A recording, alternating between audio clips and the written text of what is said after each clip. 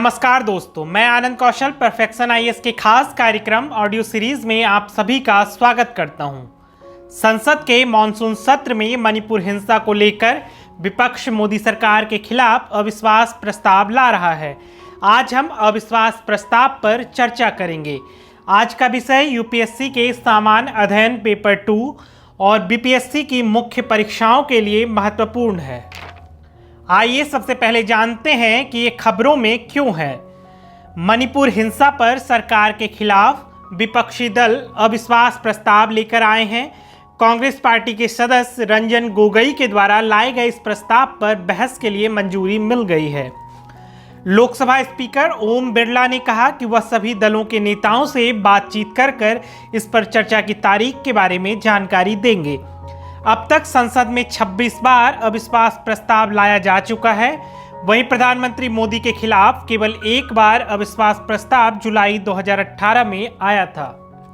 आइए अब जानते हैं कि क्या होता है अविश्वास प्रस्ताव। जब लोकसभा में विपक्ष के किसी दल को लगता है कि मौजूदा सरकार के पास बहुमत नहीं है या फिर सरकार सदन में विश्वास खो चुकी है, तो वह अविश्वास प्रस्ताव लाता है। संसदीय लोकतंत्र में कोई भी सरकार तभी तक सत्ता में रह सकती है जब तक उसके पास निर्वाचित सदन लोकसभा में बहुमत है।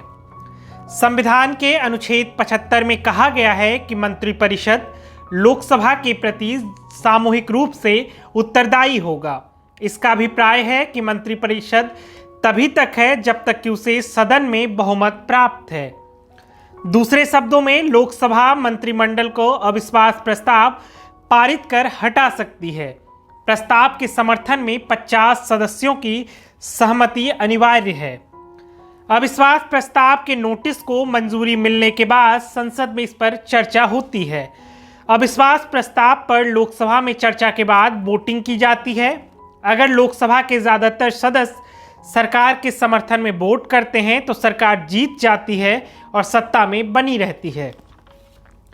इसके उलट अगर अधिकतर सांसद अविश्वास प्रस्ताव के समर्थन में वोट नहीं करते हैं तो सरकार गिर जाती है। अंग्रेजी में इसे नो कॉन्फिडेंस मोशन भी कहते हैं। आइए अब जानते हैं कि लोकसभा के नियमों में अविश्वास प्रस्ताव के बारे में क्या कहा गया है। लोकसभा की प्रक्रिया तथा कार्य संचालन नियमावली के नियम 198 के 1 से लेकर 198(5) तक इसका उल्लेख है। ये प्रस्ताव केवल एक लाइन का है जिसमें कहा गया है यह सदन मंत्रिपरिषद में अविश्वास व्यक्त करता है। नियम 198(1) के क के तहत अविश्वास लाने वाले सदस्य को स्पीकर के बुलाने पर सदन से इसके लिए अनुमति मांगनी पड़ती है। नियम 198(1) के ख के तहत 10 बजे तक इस प्रस्ताव की लिखित सूचना लोकसभा महासचिव को देनी होती है। इस समय के बाद मिली सूचना को अगले दिन मिली सूचना माना जाता है। नियम 198(2) के तहत प्रस्ताव के पक्ष में कम से कम 50 सदस्यों का होना आवश्यक है। यदि इतने सांसद न हो तो अध्यक्ष प्रस्ताव रखने की अनुमति नहीं देते हैं। नियम 198(3) के तहत अध्यक्ष अनुमति मिलने के बाद इस पर चर्चा के लिए एक या एक से अधिक दिन या किसी दिन के एक भाग को तय करते हैं।